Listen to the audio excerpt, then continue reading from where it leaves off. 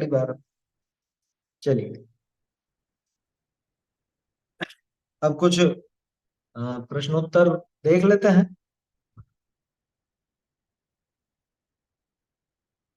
बोलिए। बड़ा क्वेश्चन पूछ सकते हैं।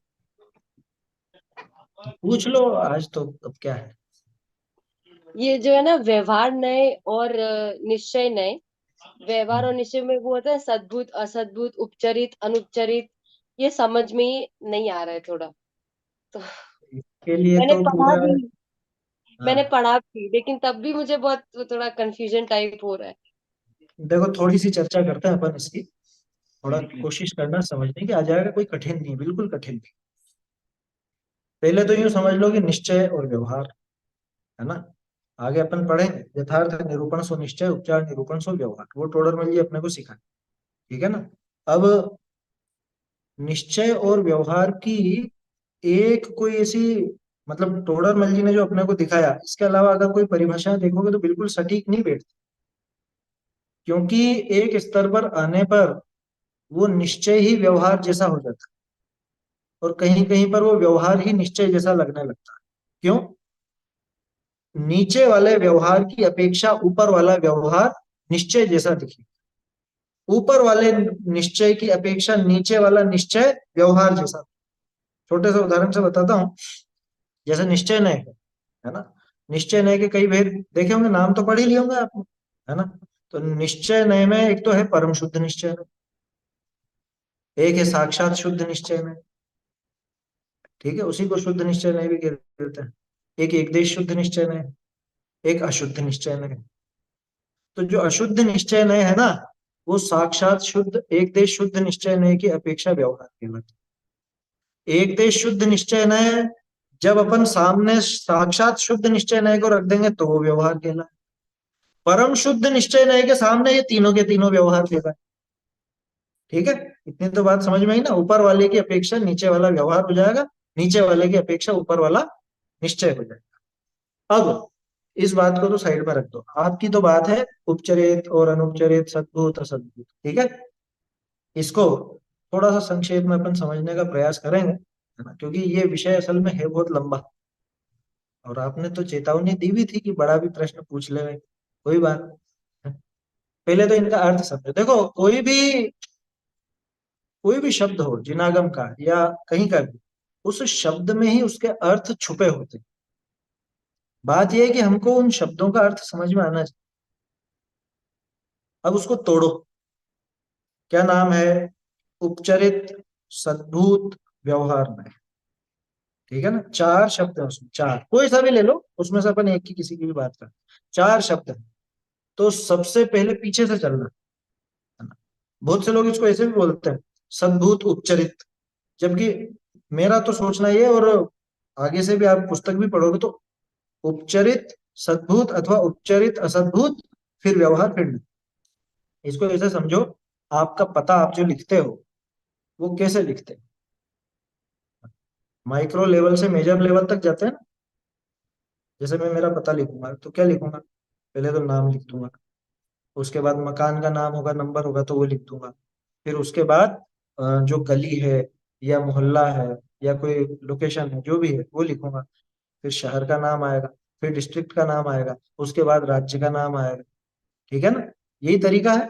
उल्टा तो नहीं चलूंगा कि पहले राजस्थान लिख दूं, फिर झालावाड़ लिखूं, फिर झालरापाटन लिखूं, फिर उसके बाद जो भी हमारा ये एड्रेस है ये लिखूं, फिर नाम लिखूं। ऐसा तो नहीं चले। तो ठीक इसी तरह से इसमें समझना, नए का जो नाम है पहले आएगा उपचरित अथवा अनुपचरित, फिर आएगा सद्भूत अथवा असद्भूत। ठीक है, फिर आएगा निश्चय या व्यवहार, हालांकि ये बात तो व्यवहार की है इसलिए व्यवहार, और उसके बाद आएगा नय है या प्रमाण है। तो रिवर्स चलो, हम किसकी बात कर रहे हैं? हम नए की बात कर रहे हैं, माने प्रमाण नहीं। ये एक देश वस्तु को पकड़ेगा। ठीक है ना, ये एक देश वस्तु को पकड़ने वाला नय है, ये संपूर्ण वस्तु को पकड़ने वाला प्रमाण नहीं है। सबसे पहला परिचय तो ये हो गया अपना। ठीक है ना, तो नय है। कौन सा नय है? कि निश्चय नय है या व्यवहार नय है? इसको थोड़ा और अपन क्लियर करते हैं। ये सत्यार्थ निरूपण करेगा या ऐसे ही समझाने के लिए, लोक व्यवहार के लिए, या किसी भी अपेक्षा से ऐसा ऐसा कथन करेगा कि समझाने के लिए कथन करेगा, तो ये व्यवहार नहीं। व्यवहार इस बात की सूचना देता है। अब इसके बाद कि ये वास्तव में वस्तु इस तरह की है उस संबंधी व्यवहार है, या वस्तु इस तरह की नहीं है उस संबंधी व्यवहार है। अगर वस्तु उस तरह की है तो वो सद्भूत व्यवहार में, और अगर वस्तु उस तरह की नहीं है तो वो होगा असद्भूत व्यवहार। ठीक है ना। इसके बाद फिर और आगे बढ़ो कि ठीक है, सद्भूत भी है अथवा असद्भूत भी है, लेकिन उसमें ये थोड़ा लाग लपेट वाला दूर का कथन कर रहा है, उपचार करके कथन कर रहा है, या अनौपचारिक कथन कर रहा है। फॉर्मल और इनफॉर्मल तो समझते हैं ना, ऐसा। तो फॉर्मल कथन है या इनफॉर्मल कथन, औपचारिक है या अनौपचारिक है, उपचारित है अथवा अनुपचारित। तो ये तो इन शब्दों का अर्थ हो गया। अब ये किस चीज के लिए कहते हैं, या कैसा इसको बताते हैं, उसको समझना। जैसे बाहर से चले अपन, बिल्कुल बाहर से। आत्मा, इसको अपन कैसे लेंगे देखो। आत्मा अन्य द्रव्य का करता है। ठीक है, बहुत बाहर का हो गया। मैंने भोजन बनाया, मैंने भोजन बनाया, मैं भोजन बनाने का करता हूं। भोजन, देखो अभी ये बात चल रही है व्यवहार नहीं की, ठीक है ना, तो व्यवहार नहीं, ये दो शब्द तो अपने को मालूम। अब इसमें ये बताओ, भोजन मेरी सत्ता में है क्या? सत्ता माने द्रव्य गुण पर्याय, ठीक है ना, सत्ता माने द्रव्य गुण पर्याय। भोजन मेरी सत्ता में है क्या? नहीं है, तो ऑटोमेटिक असद्भुत। आ गया समझ? असद्भुत व्यवहार में। ठीक है ना। अब इसमें भी जैसे, अब अपन कह रहे हैं कि मैंने भोजन बनाया, तो ये असद्भुत व्यवहार में तो है। अब ये उपचरित है या अनुपचरित? उपचरित। ये तो बहुत बाहर का है, बिल्कुल दूर का है, क्योंकि भोजन से तो मेरा एक क्षेत्र होगा संबंध भी नहीं है। क्या? भोजन से मेरा एक क्षेत्र होगा संबंध भी नहीं है, इसलिए ये हो गया उपचरित असद्भुत व्यवहार में। समझ में आया? इसके ऊपर का लेवल अनुपचरित असद्भुत व्यवहार। देखो, उपचरित व्यवहार बिल्कुल बाहर का है, अनुपचरित उससे थोड़ा सा आगे बढ़ के। जैसे यूं समझो कि आत्मा शरीर का करता है।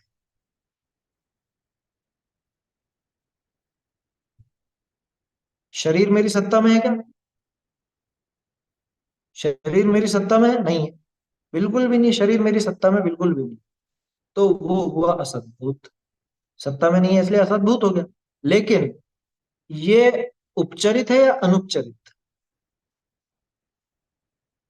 ये अनुपचरित।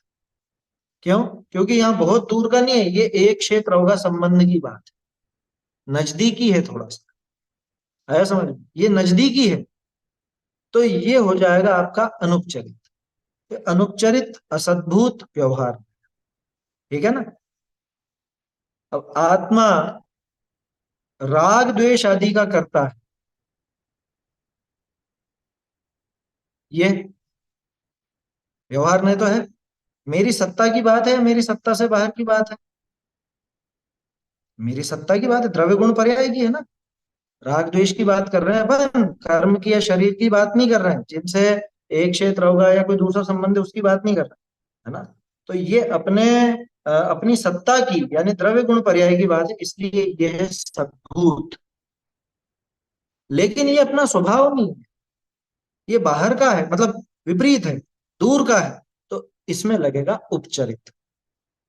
उपचार हो गया, उपचरित सद्भूत व्यवहार में। अब और आगे बढ़ो। अब अपन ये कहें कि आत्मा केवल ज्ञान का करता है, निश्चय है व्यवहार में। पहले तो ये सोचना पड़ेगा। भेद कर रहे हैं अपन, भेद कर रहे हैं, इसलिए है तो व्यवहार नहीं। क्योंकि निश्चय व्यवहार की एक परिभाषा ये भी है, अभेद सो निश्चय, भेद सो व्यवहार, है ना। तो भेद कर रहे हैं ना, केवल ज्ञान को अलग कर दिया, केवल ज्ञान का कर्ता आत्मा को दिखाया जा रहा है। तो इसलिए वो अपनी सत्ता की बात है। पहले तो ये करना कि भेद कर रहे हैं इसलिए व्यवहार नहीं आ गया। तो व्यवहार नहीं, तो ऐसा व्यवहार नहीं है, सत्ता वाला है, बस अपनी सत्ता की बात है या दूसरी बात है, सत्ता की बात है तो सद्भूत व्यवहार नहीं हो गया। अब ये उपचरित है कि अनुपचरित है, कि बिल्कुल नजदीकी संबंध है इसका, स्वभाव वाली बात हो गई ना। शुद्ध पर्याय मतलब शुद्ध पर्याय का कर्ता कहा जाएगा, शुद्ध स्वभाव की तरफ से देखा जाए तो ये अपना हो जाएगा अनुपचरित, सद्भूत, व्यवहार में। माने व्यवहार में की चार अगर श्रेणियां बनाओ तो सबसे ऊपर के लेवल पे कौन बैठा है, अनुपचरित, सद्भूत, व्यवहार में। उससे नीचे उपचरित, सद्भूत, व्यवहार में। उससे नीचे अनुपचरित, असद्भूत, व्यवहार में। और सबसे नीचे उपचरित, असद्भूत, व्यवहार में। उपचरित असद्भूत व्यवहार में ये चीजें का भी चीजा है। आया समझ में। अब इससे क्या संबंध बता, जीजा का जीजा क्या कहलाता, कोई नाम है क्या, कोई नाम नहीं है, कोई संबंध ही नहीं है, बस बिठा दिया। संबंध बिठाने की कोशिश की लेकिन वास्तव में कोई संबंध है नहीं। इसको थोड़ा सा और आपको सिंप्लीफाई करने के लिए अपन ये समझे, संबंध देखो, संबंध, वो संबंध कैसा है। अगर सिर्फ बाहर का संयोग संबंध है, सिर्फ बाहर का संयोग संबंध, तो उसमें लगेगा उपचरित, असद्भूत, व्यवहार। जैसे भोजन का करता है ना, जैसे भोजन का करता आत्मा को बताया, संबंध ही नहीं, कुछ एक क्षेत्र का तो था ही नहीं, संयोग ही तो हुआ था, भोजन और इसका संयोग हुआ था बस। आगे बढ़ो, एक क्षेत्र अवगा संबंध की बात हो, जहां एक क्षेत्र अवगा संबंध की बात हो वहां पे लगेगा अनुपचरित, असद्भूत, व्यवहार। असद्भूत इसलिए कि वो अपने स्वभाव में यानी अपने सत्ता में नहीं है, द्रव्य गुण पर्याय में नहीं है, अलग है, इसलिए है तो असद्भूत, लेकिन एक क्षेत्र होगा संबंध। समझ में ही बात, ऐसा। फिर तीसरा, अनित्य तादात्म्य संबंध जिसके साथ हो, वहां तादात्म्य संबंध आ गया, यानी अपनी सत्ता की चीज है, अपनी सत्ता की चीज है, राग द्वेष आदि, राग द्वेष आदि का करता आत्मा को बताया, तो ये हो गया उपचरित लेकिन सद्भूत, व्यवहार। और शुद्ध पर्याय की बात आवे तो वहां आ जाएगा अनुपचरित, सद्भूत, व्यवहार।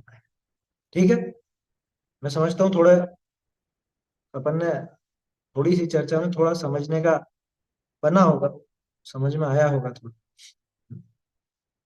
तो ऐसे और उदाहरणों पर भी घटित कर सकते। संबंध पकड़ो, उसका संबंध कैसा है। संयोग संबंध अगर है, बाहर का है, तो ऑटोमेटिक वो तो असद्भूत। अब असद्भूत में देखना नजदीकी है कि दूर का है, नजदीकी हो तो अनुपचरित, दूर का हो तो उपचरित। अरे सीधा सा, अपने नजदीकी रिश्तेदारों से अपने कैसी बोलचाल रहती है, इनफॉर्मल, अनुपचरित, अनौपचारिक बात। और कोई दूर का हो तो उससे थोड़ा औपचारिक बातें होती, तो उपचरित। ऐसा है, संबंध देखना है कितने दूर का है ना। पहली बात तो ये देखो कि अपनी सत्ता में है या बाहर है, दूसरा ये देखो नजदीकी है या दूर का है, बस अपने आप समझ में आ जाएगा। तो इस तरह से ये चार प्रकार के व्यवहार नयों को समझ सकते हैं। ठीक है, अभी इस पर इतना ही रखते हैं। आया, समझ निश्चय, में आया। निश्चय के भेद नहीं है चार, परम शुद्ध निश्चय, नए निश्चय के भी चार भेद है। ठीक है, देखो मैंने कहा था ना, अशुद्ध निश्चय में सबसे नीचे का अशुद्ध निश्चय, तो जहां आत्मा को रागी द्वेषी आदि बताया जाए, ठीक है, आत्मा राग द्वेष का कर्ता बताया जाए वो नहीं, वो जाएगा व्यवहार, क्योंकि भेद खड़ा कर। अभी आत्मा ही रागी द्वेषी, आत्मा ही रागी द्वेषी, तो अब भेद नहीं रहा, अभेद हो गया। ठीक है ना, तो ये हो गया आपका अशुद्ध निश्चय। आत्मा सम्यक दृष्टि आत्मा, मिथ्या दृष्टि आत्मा, ज्ञानी आत्मा, अज्ञानी आत्मा, ऐसा जो मिथ्या दृष्टि नहीं, मिथ्या दृष्टि की बात हटा देना, मिथ्या दृष्टि रागी द्वेषी तो वो तो अशुद्ध में आ गया। सम्यक दृष्टि आत्मा, ज्ञानी आत्मा, संयमी आत्मा, ऐसा जब अपन कह रहे हैं तो ये हो गया एक देश शुद्ध निश्चय। निश्चय नय समझने में कठिन नहीं है। अशुद्धता की बात करें निश्चय नय से तो वो अशुद्ध निश्चय। एक देश शुद्धता की बात करें, सम्यक दर्शन रत्नत्रय आदि पर्यायों की बात करें, लेकिन कैसे, भेद करके नहीं, अभेद करके, अभेद करके बात करेगा तो वो हो जाएगा निश्चय नय। लेकिन कौन सा, शुद्ध की बात कर रहा है तो एक देश शुद्ध निश्चय। फिर एक है साक्षात शुद्ध निश्चय नय। साक्षात शुद्ध निश्चय नय अथवा शुद्ध निश्चय नय, दोनों नाम है उसके। वहां पे पूर्ण शुद्ध पर्यायों की, जैसे केवल ज्ञान है, केवल ज्ञानी जीव, भगवान कैसे हैं कि केवल ज्ञानी है ना, अनंत सुखी है, अभेद किया ना, अभेद की बात की, तो वो हो गया साक्षात शुद्ध निश्चय न अथवा शुद्ध निश्चय। और परम शुद्ध निश्चय न, कि जिसमें पर्यायों की बात ही नहीं हो, पर्यायों से भी पार, गुणभेद से भी पार, परम शुद्ध निश्चय का विषय। सम्यक दर्शन का जो विषय बनता है वो परम शुद्ध निश्चय का विषय ही होता है ना। सम्यक दर्शन के लिए आपको परम शुद्ध निश्चय की शरण में जाना चाहिए। सम्यक दर्शन का विषय वो ही बताए। इसको भी समझने के लिए बिल्कुल सीधा तरीका, पर्यायों से आत्मा का अभेद करके बात करने वाले तीन निश्चय हैं। ये तीन एक तरफ, वो एक अकेला एक तरफ। पर्यायों से अभेद करके बात कर रहा है तो या तो साक्षात शुद्ध पर्याय की बात करे, या एक देश शुद्ध पर्याय की बात करेगा, या अशुद्ध पर्याय की बात करेगा। तो जो अशुद्ध पर्याय को आत्मा से अभेद करके दिखाए वो होगा आपका अशुद्ध निश्चय नहीं। एक देश शुद्ध पर्याय से आत्मा को अभेद करके दिखाए वो होगा एक देश शुद्ध निश्चय नहीं। पूर्ण शुद्ध अथवा साक्षात शुद्ध पर्याय से आत्मा को अभेद करके दिखाए वो साक्षात शुद्ध अथवा शुद्ध निश्चय नहीं। और जो पर्यायों की बात ही नहीं करे, जो पर्यायों से पार त्रिकाली ध्रुव आत्म तत्व को दिखाए वो है परम शुद्ध निश्चय। समझ में आई बात। अब थोड़ा सा एक आप लोगों के लिए प्रश्न है ना, आत्मा राग द्वेष का करता है, ये निश्चय नए से कथन है या व्यवहार से?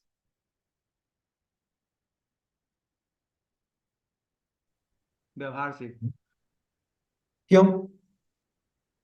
क्योंकि आत्मा में हमेशा नहीं रहते ना ये, और आत्मा में उत्पन्न होते हैं। तो अशुद्ध निश्चय नए में भी तो यही बात की है। अशुद्ध निश्चय कैसे नहीं, अपन है, अशुद्ध निश्चय नहीं लगेगा ना, आत्मा ही रागी द्वेषी का करता है। आत्मा में उत्पन्न होते हैं लेकिन आत्मा के नहीं है। हाँ, अरे आत्मा तो की तो। अशुद्ध निश्चय नए यही तो बता रहा है कि अशुद्धता है। देखो अब इसमें एक चीज समझना, समस्या कहाँ खड़ी होती है, समस्या खड़ी होती है जब अपन बात करें उपचरित सद्भूत व्यवहार में, उसका भी यही विषय है, और और अशुद्ध निश्चय नय का भी यही विषय है। अशुद्ध निश्चय नय और उपचरित सद्भूत व्यवहार नय के विषय में कोई अंतर नहीं। अंतर कैसे आया, अपन कैसे कहें कि ये व्यवहार है और ये निश्चय? अब इसको समझो, मैंने थोड़ी देर पहले कहा था अभेद सो निश्चय और भेद सो व्यवहार, ठीक है ना। लेकिन किसमें अभेद और किसमें भेद ये समझना जरूरी। भेद में भेद सो निश्चय, अभेद में भेद सो व्यवहार। क्या भिन्न वस्तुओं को भिन्न भिन्न कहना, ये तो सही है ना। भिन्न को भिन्न भिन्न कहे, अलग को अलग अलग दिखाए, निश्चय नहीं है ना। और अभेद वस्तु जो भिन्न भिन्न नहीं है, जिसके टुकड़े नहीं होते, उसको टुकड़े करके दिखाए, ये व्यवहार है। सीधा सा तो है। जो अभेद वस्तु है उसमें भेद कर दे वे, वो व्यवहार। और जो भेद वस्तु है उसमें अभेद कर दे वे, वो भी व्यवहार। समझ में आ रहा है। भेद में अभेद कर देगा और अभेद में भेद कर देगा। जैसे भोजन बनाने का कर्ता आत्मा, भेद में अभेद कर दिया ना, भेद में अभेद कर दिया तो भी व्यवहार। और रागी द्वेषी, राग द्वेष करने का कर्ता आत्मा, अभेद में भेद कर दिया, राग द्वेष अलग और आत्मा उसका कर्ता अलग। तो द्रव्य गुण पर्याय में भेद किया, भेद है क्या वास्तव में? द्रव्य गुण पर्यायात्मक वस्तु होती है, उसमें कोई भेद है? वास्तव में भेद नहीं है। समझने के लिए भेद कहा जाता है, ठीक है ना, भेद कहा जाता है। तो अभेद में भेद करने वाला भी व्यवहार है, और भेद में अभेद करने वाला भी व्यवहार है। अब इसका उल्टा कर दो, भिन्न वस्तु को जो भिन्न बताए निश्चय है। मैं शरीर नहीं हूं, मैं शरीर का कर्ता नहीं हूं, निश्चय नहीं से व्यवहार नहीं से, बताओ। निश्चय नहीं से, सही तो बात कह रहा है। इसमें टोडरमल जी की परिभाषा पकड़ में आती है, यथार्थ निरूपण सो निश्चय, उपचार निरूपण सो व्यवहार। यथार्थता क्या थी कि भेद था, तो भेद को भेद रूप कह रहा है निश्चय है, और अभेद को अभेद रूप कहे तो निश्चय है। अभेद को अभेद कहे तो निश्चय, भेद को भेद कहे तो निश्चय। क्यों? क्योंकि सत्यार्थ निरूपण कर दिया इसका, है ना। और उपचार निरूपण कैसा होगा कि भेद को अभेद करके दिखाएगा या अभेद को भेद करके दिखाएगा। समझ में आई बात?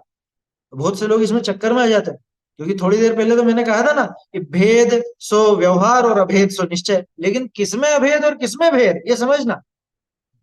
भेद में भेद करे तो निश्चय है, अभेद में अभेद करे तो निश्चय है, भेद में अभेद कर दे तो व्यवहार है। माने व्यवहार अभेद भी करता है और निश्चय भेद भी करता है ना। समझ में आ रही है कि नहीं आ रही है? अभेद में व्यवहार अभेद, अभेद, व्यवहार हाँ, अभेद कैसे करता है? व्यवहार अभेद कैसे करता है? भेद में अभेद करता है ना, भिन्न वस्तुओं को अभिन्न बताएगा। मैं भोजन करने वाला, बोलो, भोजन अलग द्रव्य, मैं अलग द्रव्य, भेद में अभेद कर दिया ना। अभेद करना माने मिला देना, है समझ में? अभेद करना माने मिला देना, उसको एक रूप देखना। अनेक को एक देखे, एक को अनेक देखे, ये व्यवहार का काम। एक को एक देखे, अनेक को अनेक देखे, ये निश्चय का काम। आ गया समझ में? तो वही वही चीज अपन निश्चय नहीं भी देख सकते हैं, उसी चीज में व्यवहार भी देख सकते हैं। कैसे? ये भेद अभेद वाली परिभाषा लगाकर। और फिर पता तो आपको बता ही दिया मैंने, है ना, कि पता कैसे निकालना है। ये पहले प्रमाण है या नहीं, तो नए की बात है तो नए है ही।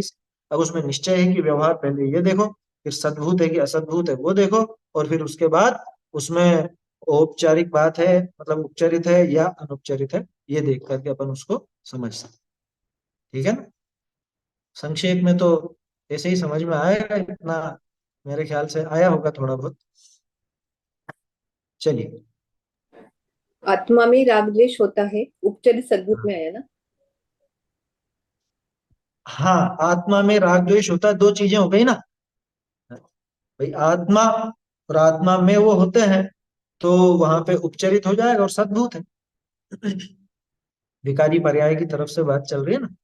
देखो इसका छोटा सा वो अपन ने देख ही लिया कि संयोग सिद्ध संबंध, उपचरित, असद्भूत, व्यवहार में, है ना। एक क्षेत्र होगा संबंध, अनुपचरित, असद्भूत, व्यवहार में। अशुद्ध पर्यायों की बात, उपचरित, सद्भूत, व्यवहार में। शुद्ध पर्याय की बात, अनुपचरित, सद्भूत, व्यवहार। ठीक है ना। उन पर्यायों से, अशुद्ध पर्यायों से अभेद देखे, अशुद्ध कहे आत्मा कोई तो अशुद्ध निश्चय ने, है ना। एक देश शुद्ध पर्यायों से एक रूप दिखाए, वो एक देश शुद्ध निश्चय ने। साक्षात शुद्ध अथवा शुद्ध पर्यायों से पूर्ण पर्यायों से अभेद दिखाए, वो साक्षात शुद्ध निश्चय ने अथवा शुद्ध निश्चय ने। और सभी पर्याय वगैरह को हटा करके त्रिकाली ध्रुव द्रव्य दिखाए, वो परम शुद्ध निश्चय। ठीक है। इस तरह से ये 4 और 4 8 भेद अपन निश्चय और व्यवहार के समझ सकते हैं। फिर आगे और आपको समझना हो, द्रव्यार्थिक पर्यायार्थिक वगैरह बहुत भेद है। नए चक्र है, जिन वर्ष से नए चक्रम, और दादा की लिखी हुई पुस्तक है परम भाव प्रकाशक नए चक्र, उसके अंदर बहुत सुंदर तरीके से समझाया गया है। परम शुद्ध निश्चय ने, ये मतलब दृष्टि का विषय हो गया, ऐसा ना। ये दृष्टि का विषय। बोलिए। पंडित जी, ये अपन कैसे टेस्ट करें अपने में कि ग्रहित मिथ्यात ढीला हो गया या नहीं है? ये तो कैसे टेस्ट करें? अगर आप किसी बेतुकी बात, जिसमें कोई तर्क युक्ति या प्रमाण की चीज नहीं है, और उसमें आपका मन झिझकता है कि अरे शायद कर लेना चाहिए या ऐसा होना चाहिए, वो भी कर रहे थे, उन्होंने भी किया, इतने बड़े बड़े लोग भी करते हैं और देखते आए, ऐसी ऐसी बातें दिमाग में आती है, तो अभी ग्रहित मिथ्यात्व का पुट बाकी है। और अगर आपको एक झटके में आप छोड़ते हो, मालूम पड़ जाए कि ये गलत है, विपरीत है, आपको देर नहीं लगती, तो समझ लेना ग्रहित मिथ्यात्व का प्रभाव तो गया। क्या आया समझ में? देखो, ग्रहित मिथ्यात्व छूटने की निशानी ये है कि इसकी प्रवृत्ति में एक तूफानी वेग आ जाता है। क्या ऐसे तूफान की भांति हो, जैसे तूफान में तिनका उड़ता है ना, ऐसी उल्टी मान्यताओं को तो ये एक झटके में उड़ा डालता है कि अच्छा ये ऐसा इस मान्यता से हो रहा था, हटाओ अलग इसको, एक झटके में, जरा सा भी नहीं सोचता, जरा भी नहीं। आया समझ? ये उसकी निशानी समझ में आती है। बाकी तो एक मैंने आपको लिटमस टेस्ट दे रखा है, क्यों लगा करके देखो, क्यों लगाओ, आप जिस मान्यता के संबंध में असमंजस में हो, क्यों लगाओ। अगर युक्ति संगत, तर्क संगत और प्रमाण सिद्ध आपका उत्तर मिलता है तो ठीक है, चलने दो। और अगर वैसा नहीं होता है और फिर भी करना है तो ग्रहित मिथ्या। आया समझ? ऐसा है। तो वो ग्रहित मिथ्यात्व के संबंध में आएगी, बहुत बहुत बातें आएगी। मोक्ष प्रकाशक में तो मिथ्यात्व पर ही प्रहार किया। टोडरमल जी की ये दो चार चीजें बिल्कुल मूल हैं, उनको उन जड़ों को छोड़ते नहीं है टोडरमल जी। क्या? आकुलता के नाश का उपाय बताना, शास्त्राभ्यास की प्रेरणा देना, है मिथ्यात्व पर जबरदस्त प्रहार करना, ये टोडरमल जी के इसमें ही है। मतलब ऐसा। गृहस्थ गृहस्थ मिथ्या दृष्टि जो है वो हाँ। ग्रहित मिथ्यात्व शून्य हो सकता है। अरे क्यों नहीं हो सकता? गृहस्थ मिथ्या दृष्टि वो ही तो सम्यक दृष्टि बनेगा ना। चौथे गुणस्थान वाला गृहस्थ, चौथे गुणस्थान वाला जो सम्यक दृष्टि, वो गृहस्थ की तो बात है, मुनिराज की बात थोड़ी ना। नहीं, मिथ्या दृष्टि बोल रहा ना, गृहस्थ मिथ्या हाँ हाँ, दृष्टि। मिथ्या दृष्टि की कह रहा हूँ, गृहस्थ हम्म, हो भले, तो हाँ। मिथ्यात्व की भूमिका में पहले वो ग्रहित मिथ्यात्व छूटेगा ना। ग्रहित मिथ्यात्व छूटेगा और फिर अग्रहित में ही रहेगा, और फिर उसके बाद उसके जो भी समझ लो आगे बढ़ेगा, विचार करेगा युक्ति पूर्वक और सारी बातें समझेगा, तो छोड़ देगा और सम्यक दृष्टि बन जाएगा। इसलिए उसमें कोई ऐसी नहीं है, गृहस्थ मिथ्या दृष्टि जैसी तो कोई डेफिनेशन है ही नहीं। भाई गृहस्थ है, भाई मिथ्या दृष्टि, सामान्य मिथ्या दृष्टि। अब अपन गृहस्थ है, जानवर है, जानवर सामान्य रूप से अग्रहित मिथ्यात्व ही तो रहते। समस्या क्या है कि ग्रहित मिथ्यात्व को पसरने की जगह सबसे ज्यादा मनुष्य भाव में मिलती है, देवों में भी मिलती है, लेकिन मनुष्य पर्याय में सबसे ज्यादा, है ना? ऐसा है। देवों में कैसे मिलती है? देवों में पूर्व संस्कार के बल से, पिछले भाव का कुछ ऐसा हो ना, किसी का विशेष हो, जैसे अभी प्रश्न देखा तो था अपन ने मोक्षमा प्रकाशक में, क्या देव सहायता करने क्यों नहीं आए और ऐसा ऐसा मंगलाचरण करने का प्रयोजन, उसमें ही तो थी बात। तो कि किसी को पिछले भाव का संस्कार हो जैन बनने का, तो वो साधर्मी की सहायता के लिए आ सकता है, लेकिन उसके लिए तीन शर्तें देखी थी अपन, है ना? उसको पहली बात तो पता चलना चाहिए, दूसरी बात मध्यम कषाय होनी चाहिए, है? तीसरी बात सामर्थ्य होनी चाहिए। सामर्थ्य ही नहीं है तो फिर कैसे काम कर? तो ऐसा है। ठीक है ना? यहीं रखें कि और चर्चा करनी है? समय तो हो गया अपना रोज का समय तो। 7 मिनट। बोलिए। वोट देना चाहिए कि नहीं? वोट देना बीजेपी चाहिए कि नहीं? बीजेपी देखो, ये ऑनलाइन चल रहा है अपना विषय, है ना? और इस पे ऐसे प्रश्न थोड़े विवादास्पद हो जाते हैं, इसमें इतना विचार करो। एक बात कहता हूँ, उससे समझना, वोट देना माने चुनना, चुनना माने समर्थन देना। है समझ में? आप जो भी, जिसको भी चुनोगे, आप उसको समर्थन दे रहे हो, है ना? वो जो भी काम कर रहा है उसमें आपका अनुमोदन है, जो कुछ भी कर रहा है ना? आगे आप समझ लीजिए, बाकी ज्यादा विस्तार में नहीं करना चाहता अभी उसमें। 5 एक मिनट लगे और, या समाप्त करें? चलिए। सम्यक दर्शन के बारे में, जैसे चतुर्थ गुण स्थान में कोई जीव है तो मैक्सिमम काल बताया 6 महीना उसके अंदर उसको होगा, छूटेगा नहीं इस हिसाब से, कंटिन्यूस रहने के हिसाब से। तो मिनिमम काल क्या अंतर मुहूर्त, मतलब ध्यान में सपोज बैठा है और ध्यान में ही है, उसको शुद्धोपयोग हो गया, फिर बाद में शुभोपयोग में आया, फिर वापस शुद्धोपयोग में गया, फिर वापस, ऐसा हो सकता है? मतलब उसकी फ्रीक्वेंसी भी जैसे दिन में इतनी बार, मतलब 2-4 बार हो गया सपोज, जो भी, या फिर इसमें होता है उसको, ऐसा हो सकता है। देखो, जल्दी जल्दी अगर होने लग जाएगा तो गुणस्थान बढ़ जाएगा। मतलब एक आध बार हो जाए ठीक है, लेकिन अगर रेगुलर वो जल्दी जल्दी होने लग गया, इंटरवेल कम हो गया उसका, 15 दिन के अंतराल में ही होने लग गया, तो पांचवा गुणस्थान आ गया। एक आध बार हो जाए उसमें दिक्कत नहीं, लेकिन रेगुलर होने लग गया है, बार बार फ्रीक्वेंसी बढ़ गई उसकी, हर 15 दिन के अंदर उसको एक आध बार होने लगा है, तो लेकिन अगर इंटेंसिटी वही है, जैसे फोकस है बैटरी का, तो वो का वही है फोकस, वो तो नहीं चेंज हो रहा, मतलब ऐसा तो फिर तो भी। नहीं, तो अगर इंटेंसिटी वही है तो फ्रीक्वेंसी बढ़ेगी किस भाई? उसके वो पकड़ तो बढ़ी होगी ना, नहीं तो जल्दी क्यों होता? पकड़ थोड़ी बढ़ेगी तो सही, नहीं तो उसके बिना जल्दी कैसे होगा? है ना? तो फ्रीक्वेंसी के लिए वो चाहिए भी तो सही, इंटेंसिटी भी वैसी ही चाहिए उसके लिए।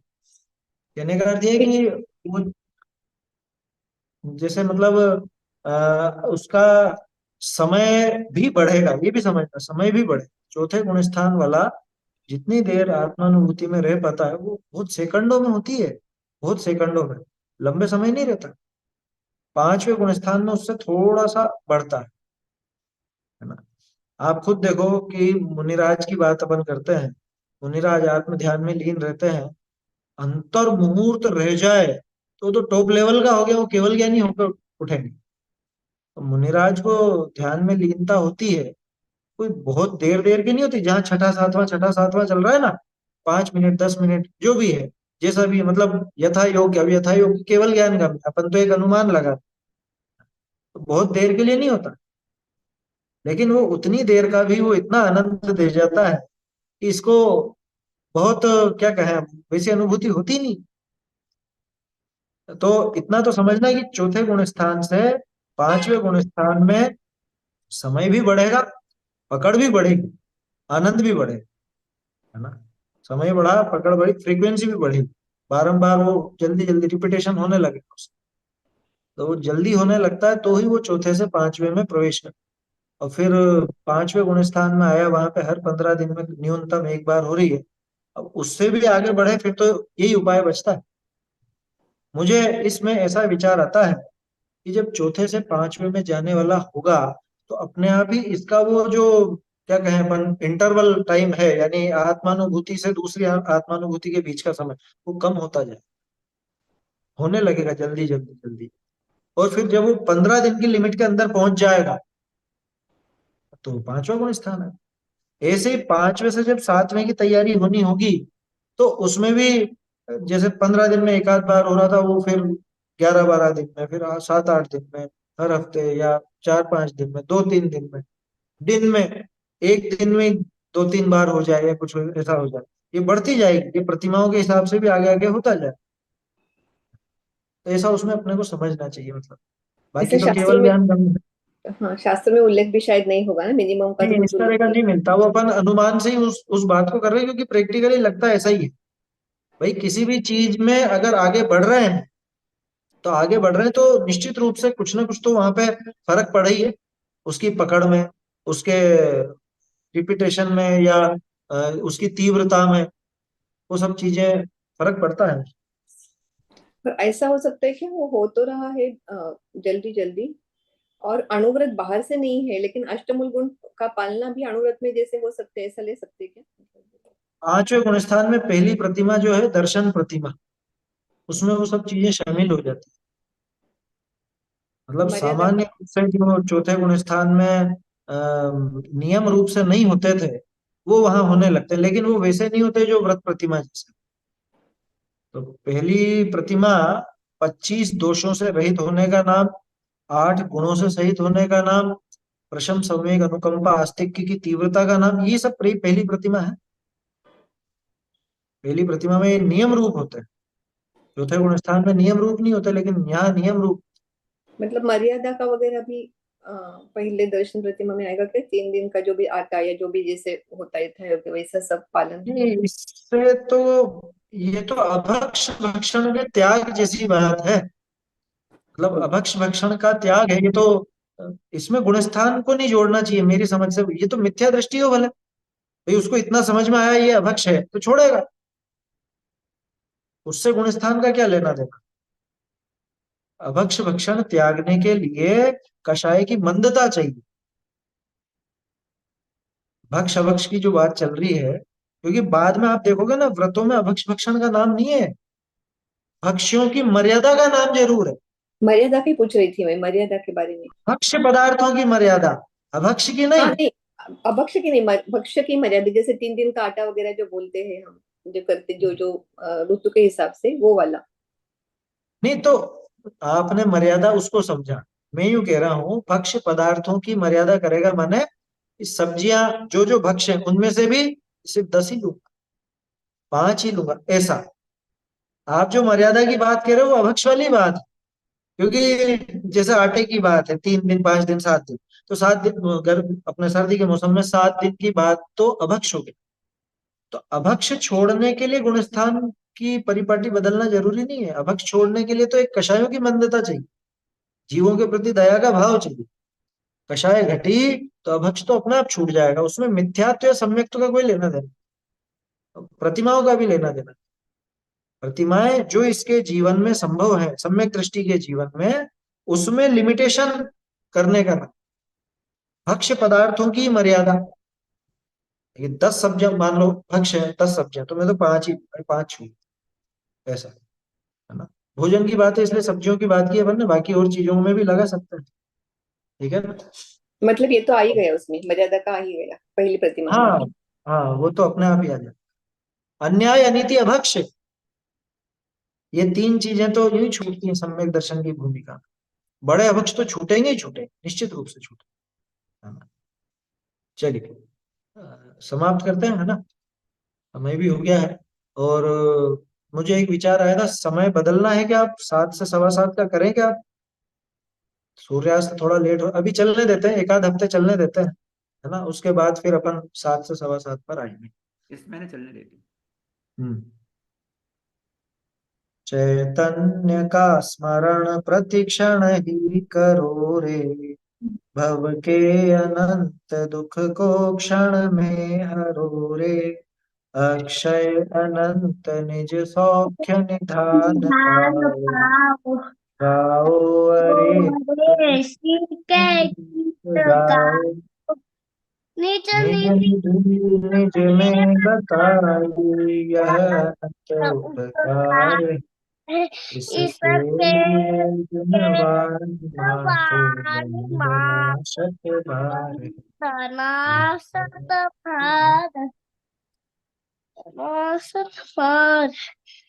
चिरवानी माता की जय हो। चिरवानी माता की